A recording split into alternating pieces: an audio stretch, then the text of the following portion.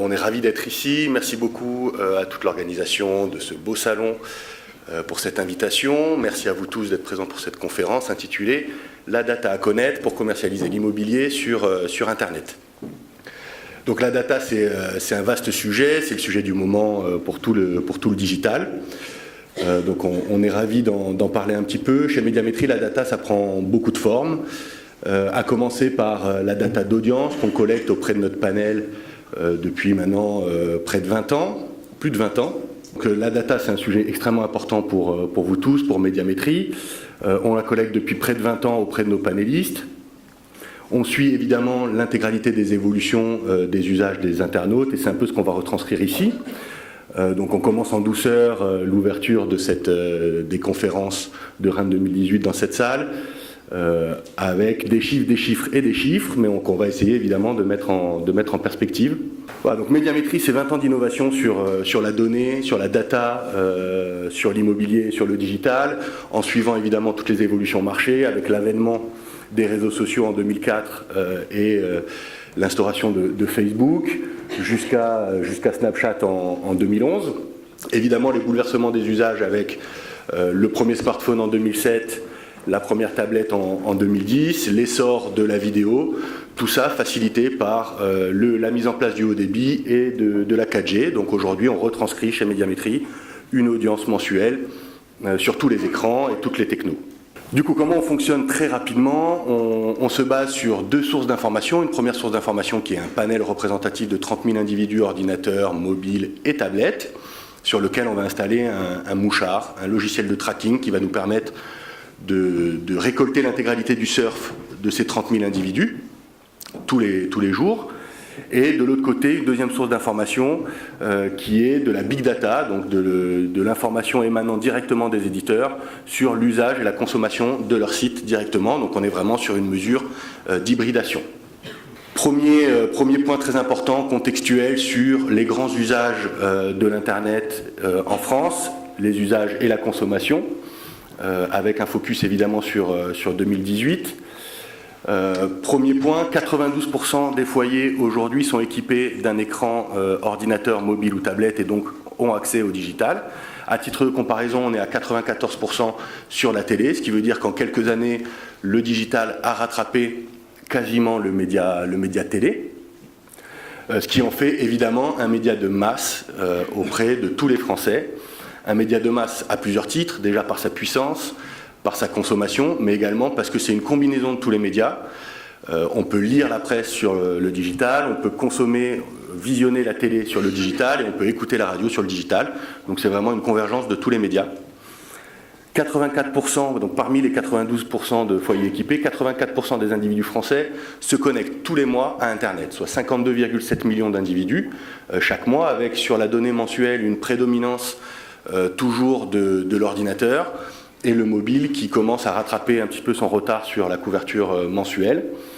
La tablette qui a eu une courbe d'adoption extrêmement forte lors de son lancement en 2010 et qui commence un petit peu à stagner autour de 23-24 millions d'utilisateurs mensuels.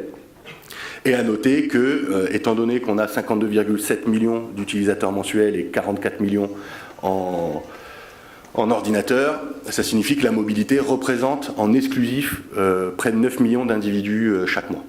Alors, quel est le potentiel encore du digital en France?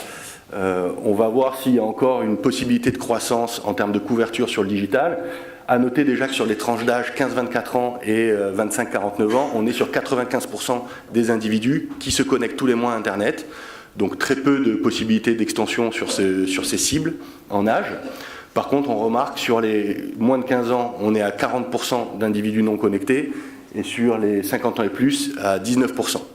Alors sur les moins de 15 ans, on imagine que ça ne va pas énormément évoluer avec la politique familiale. On comprend les restrictions des parents à exposer les enfants aux écrans digitaux.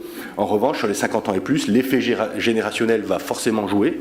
Et donc les individus qui sont à 95% connectés aujourd'hui sur la tranche d'âge inférieure vont basculer sur la tranche d'âge supérieure et vont donc devenir de fait connectés, À noter également que sur les 65 ans et plus, aujourd'hui, un individu sur deux ne se connecte pas sur mobile. Donc il y a aussi ici un potentiel de croissance assez important. Donc pour toutes ces raisons-là, il y a encore des possibilités de croissance en termes de couverture et de nombre d'individus sur le média digital, que ce soit en ordinateur, en mobile ou en tablette. Donc on bascule d'une donnée mensuelle à une donnée quotidienne pour voir la fréquence d'usage des internautes. Donc aujourd'hui, on est à 42 millions d'internautes qui se connectent chaque jour. Donc il y a une très très forte récurrente au niveau global, au niveau des 3 écrans. Et on a constaté un basculement à partir de 2016, de l'été 2016, où le mobile en couverture quotidienne est passé largement devant l'ordinateur aujourd'hui, avec plus d'un individu sur deux connecté chaque jour sur son mobile. Donc ça veut dire que on a une très forte récurrence sur mobile, contrairement à l'ordinateur où on n'a que 36%, où là on va plutôt avoir une forte accumulation tout au long du mois. Voilà. Sur la tablette, on est plutôt stable.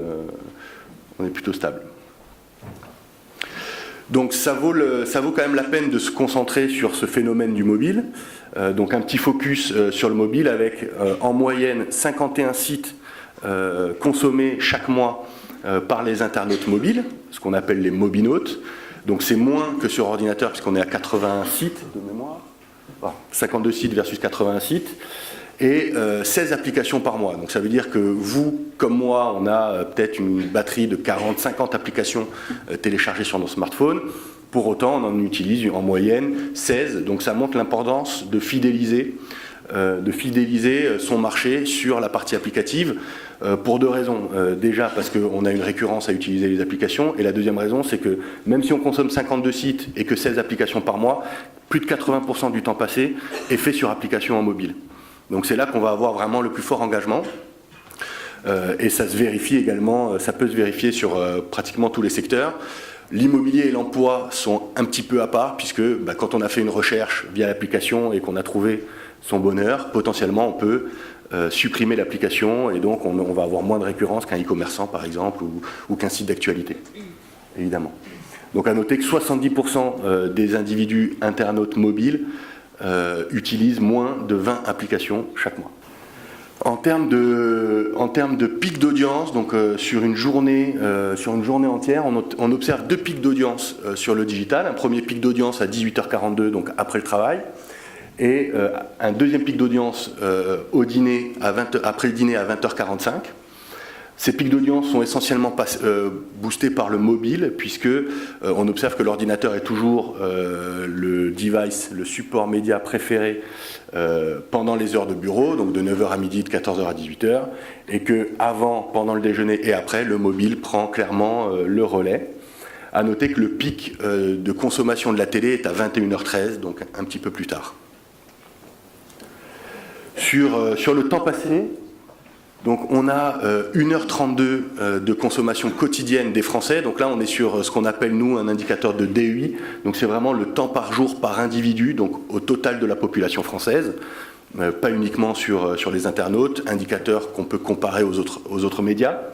Donc on est à 1h32 avec une prédominance du mobile et de fortes disparités en fonction des profils, avec plus de 2h20 pour les 35-49 ans et les CSP+, et autour de 50 minutes seulement pour les 65 ans et plus. Une prédominance du mobile sur des cibles plutôt jeunes, de moins de 50 ans, et une prédominance toujours de l'ordinateur sur les 50 ans et plus. Voilà, donc 1h32 par jour. Pour vous donner un titre de comparaison, sur la télé, on est sur une DUI de 3h42 par jour. Donc en termes de puissance, on arrive à rivaliser avec la télé. Sur le digital, en termes d'usage et de consommation quotidienne, on est quand même encore assez loin du média télé. Donc maintenant, on va faire un focus sur l'immobilier. Donc je vais passer la parole à Louis Sevin, qui est responsable du pôle immobilier chez Médiamétrie. Bonjour à tous. Donc sur cette partie, comme Lloyd vous a expliqué, on va faire un focus sur la catégorie qui vous intéresse, la catégorie immobilier. Donc sur cette catégorie, dans cette catégorie, on prend en compte vraiment tous les acteurs de l'immobilier, c'est-à-dire les promoteurs, les réseaux, les portails immobiliers, donc vraiment tous les sites qui sont liés de près ou de loin avec l'immobilier. Donc pour vous aider à mieux comprendre la consommation des internautes sur les sites immobiliers, Je vais vous donner dans cette partie des données d'audience, donc notamment avec notre indicateur qui est le visiteur unique, qui va vous permettre de quantifier l'audience sur les sites immobiliers. Également des données de profil pour qualifier l'audience, mais également pour mesurer l'engagement, des données d'usage comme le temps passé, et aussi des données sur la répartition par écran, pour savoir sur quel écran vous focalisez. Donc sur cette slide, je vous présente d'abord le nombre de visiteurs uniques sur la catégorie immobilier. Donc on voit que depuis octobre 2017, le niveau des visiteurs uniques est assez soutenu. Il reste assez stable, malgré une augmentation entre décembre 2017 et mars 2018 de 27% du nombre de visiteurs uniques. Mais ensuite, globalement, il se maintient autour de 22 millions de visiteurs uniques. Donc c'est une catégorie vraiment très consultée par les internautes, puisque chaque mois, un internaute sur 3 se connecte sur un site ou une app d'immobilier. Également, si l'on s'intéresse aux données quotidiennes, il y a environ 2,4 millions d'internautes qui se connectent chaque jour sur les sites immobiliers, ce qui montre un vrai phénomène d'accumulation au cours du mois. Donc les internautes se connectent tout au long du mois sur les sites immobiliers. Donc maintenant, on va s'intéresser au profil des visiteurs de la catégorie immobilier. Donc le profil est majoritairement féminin, avec 52% de part d'audience pour les femmes. Également, ce qu'on remarque, c'est que la catégorie immobilier est une catégorie essentiellement affinitaire, c'est-à-dire que les internautes qui se connectent sur cette catégorie ont une vraie appétence pour la catégorie immobilier. Donc là, on voit que 75% des visiteurs de la catégorie immobilier sont affinitaires. Donc pour vous expliquer comment se définit cette affinité, je vais prendre l'exemple des 25-34 ans. Donc les 25-34 ans ont un indice d'affinité de 142, ce qui signifie que la proportion des 25-34 ans dans la catégorie immobilière est 2 fois plus forte et 2 fois plus élevée que la proportion des 25-34 ans dans la population internaute globale. Également au niveau des régions, on voit que le profil est majoritairement provincial, mais les franciliens sont plus en affinité avec la catégorie. Et autre info importante à noter, un visiteur sur 3 est un CSP+. Donc sur cette slide, on va plus s'intéresser aux cibles comportementales. Donc on a pris 3 cibles comportementales qui sont importantes pour l'immobilier: locataire, propriétaire et intentionniste d'achat immobilier dans les 12 mois. Donc en fait, pour mettre en place ces cibles comportementales, on a interrogé notre panel sur ses comportements offline. Donc en regardant cette slide, on voit que le profil de la catégorie immobilière est majoritairement composé de propriétaires. Cependant, si l'on compare à la population interne globale, elle est composée à 65% de propriétaires. Or, sur la catégorie immobilière, il n'y en a que 62%. Donc cela montre que les propriétaires sont sous-représentés au sein de la catégorie immobilière. En revanche, pour les locataires, il y a 31% de locataires au sein de la population interne globale et ils sont 33% au sein de la catégorie immobilier, ce qui montre qu'ils sont surreprésentés au sein de cette catégorie. Pour les intentionnistes IMO, même constat.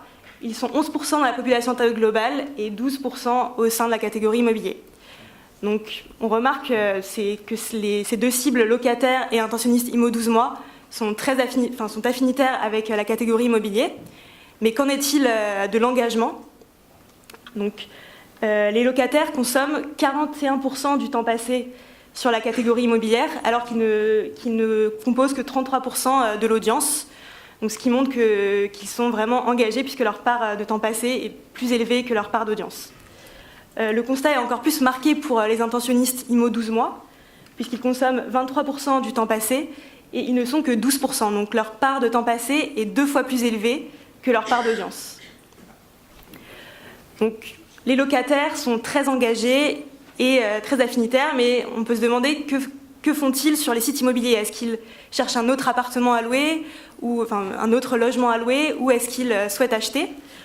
Donc on a croisé en fait la cible locataire et la cible intentionniste IMO, et on a vu que 20% des locataires qui se connectent sur la catégorie IMO souhaitent acheter. Donc c'est plus que dans la population intérieure globale, puisqu'il y a 10% de la population internaute immobilière qui a l'intention de réaliser un achat immobilier dans l'année.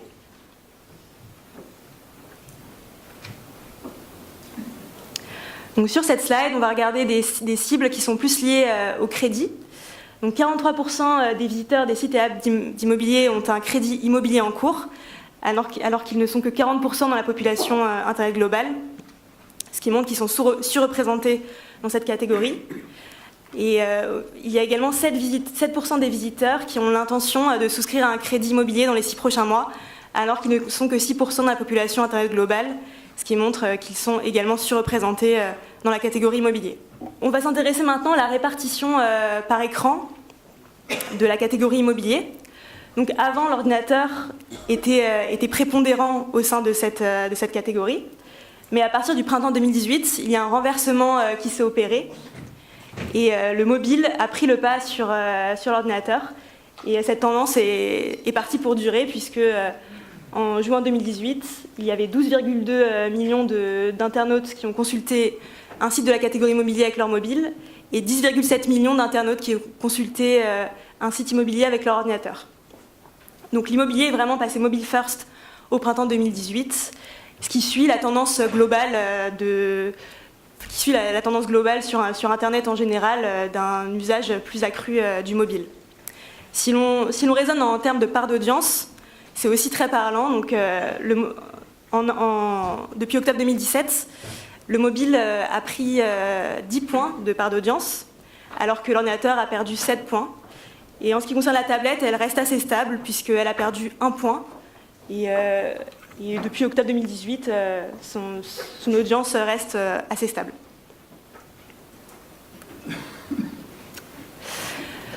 Donc, on vient de voir que le mobile était prépondérant en termes de visiteurs uniques, mais qu'en est-il du temps passé, qu'en est-il de l'engagement ? Eh bien, on voit que l'ordinateur est largement prépondérant en termes de temps passé, puisque 69% du temps passé sur la catégorie immobilier se fait sur ordinateur, alors que seulement 18% se fait sur mobile.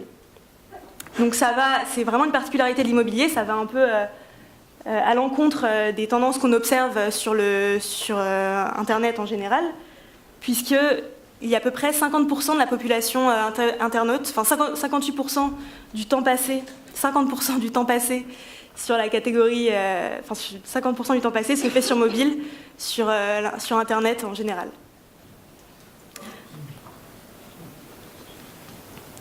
Donc sur cette slide aussi, on va voir que l'immobilier a aussi une particularité, c'est que c'est une catégorie très mono-écran.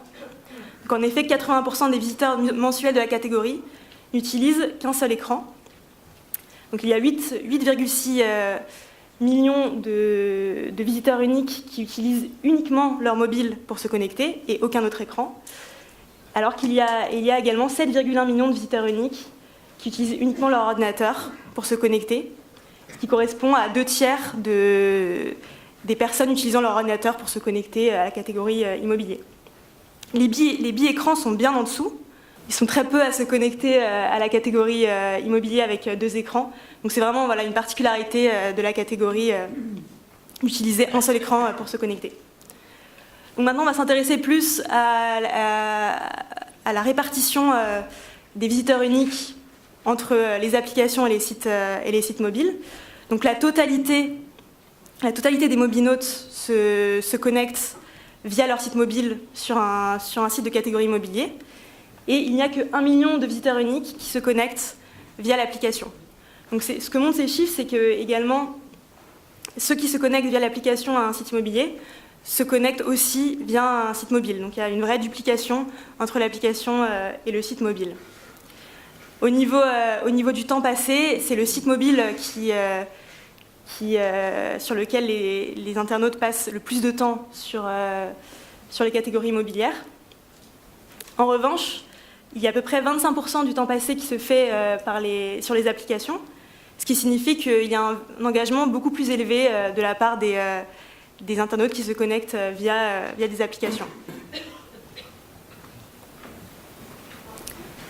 Au niveau du profil sur les applications immobilières, il est assez cohérent avec le profil global de la catégorie immobilier. Une grosse différence à noter, c'est que le profil est majoritairement masculin, cette fois-ci, alors qu'il était majoritairement féminin sur la catégorie immobilier au global. Également, on voit que les affinités sont plus marquées sur les applications, puisque les 25-34 ans sont 2 fois plus affinitaires avec les applications qu'avec les sites immobiliers au global. Également, il y a 48% de CSP+, alors qu'il n'y a qu'un tiers de CSP+, dans la catégorie immobilier au global.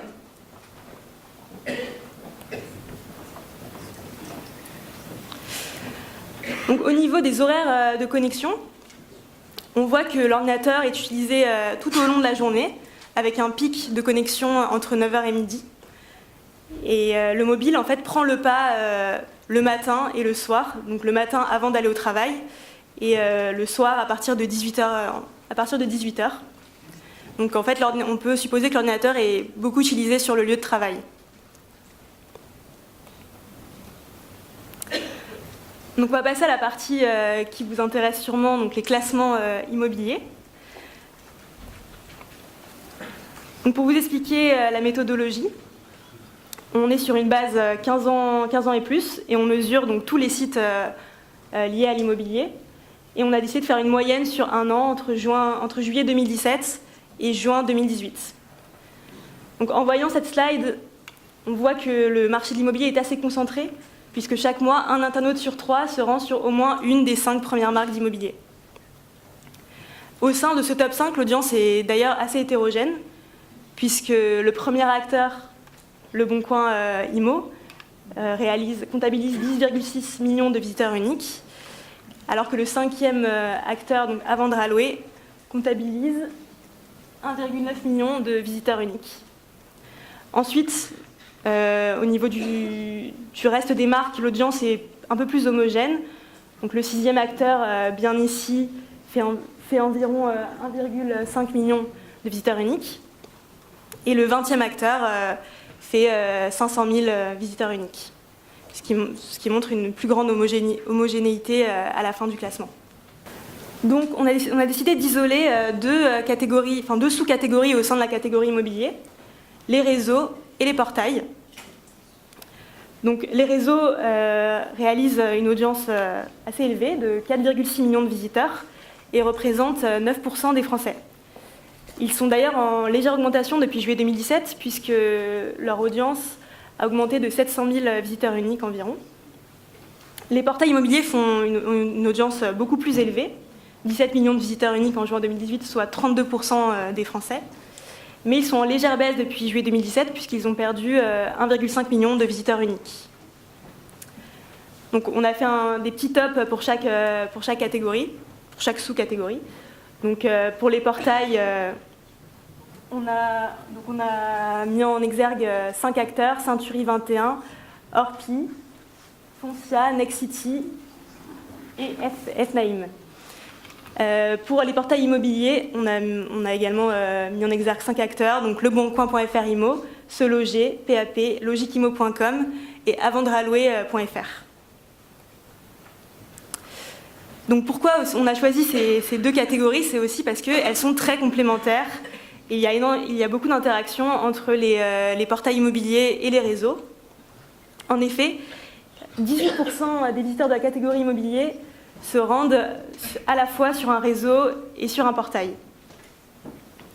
Donc, cette complémentarité est assez visible au niveau de l'audience des réseaux, puisqu'il y a environ 5 millions de réseaux immobiliers et 1,2 million de ces visiteurs uniques sont des exclusifs.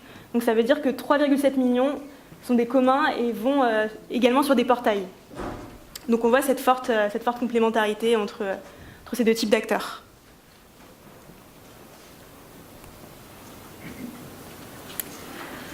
Donc maintenant, on va voyager un peu Et on va s'intéresser à l'audience de 4 autres pays, l'Allemagne, l'Australie, le Japon et le Royaume-Uni. Donc, grâce à notre joint venture avec Nielsen, on a eu accès à ces données d'audience qui sont sur une base ordinateur. Donc on voit des vraies disparités entre ces pays. Par exemple, le Japon, qui a une couverture Internet assez forte pour la catégorie immobilier de 7,8%, a le temps passé le plus faible de la catégorie. Donc ça montre un faible engagement de la part des Japonais sur la catégorie immobilier. A contrario, l'Allemagne a une faible couverture, et pourtant elle a un temps par mois par visiteur de 44 minutes, qui fait partie des plus élevés. Donc même s'il n'y a pas beaucoup d'Allemands qui se connectent au site immobilier, ils y passent beaucoup de temps. La France est une bonne élève de l'immobilier puisqu'elle a une couverture de 17% qui fait partie des plus élevés et un temps passé par mois de 43 minutes qui est également assez élevé. Donc on remarque le vrai attrait des Australiens pour l'immobilier puisqu'ils sont 24,1% à se connecter à des sites immobiliers et ils y passent 2 heures par mois. Enfin, chaque visiteur passe 2 heures par mois sur la catégorie.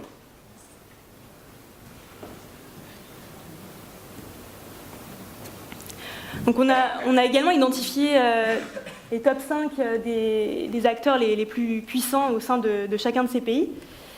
Et on remarque au Royaume-Uni, en Australie et en Allemagne que le marché est très concentré, avec un ou deux acteurs qui sont leaders de la catégorie. Et au Japon, c'est une exception, l'audience est plus diluée, donc tous les acteurs ont à peu près la même audience.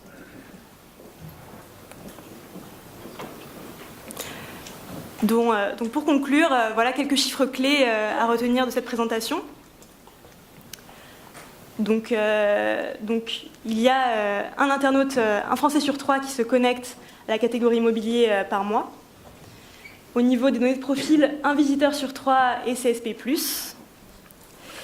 Et également, la catégorie immobilier atteint bien ses prospects, puisque 1/5 du temps passé est consommé par des intentionnistes immobiliers 12 mois. Sur mobile, 72%, enfin 3/4 du temps passé se fait sur les sites, contre 28% sur les applis, mais c'est aussi à mettre en relation avec le nombre de visiteurs uniques sur les sites mobiles et sur les applications. Voilà, donc je vous remercie de votre attention et je vous souhaite à tous et à toutes un très bon salon.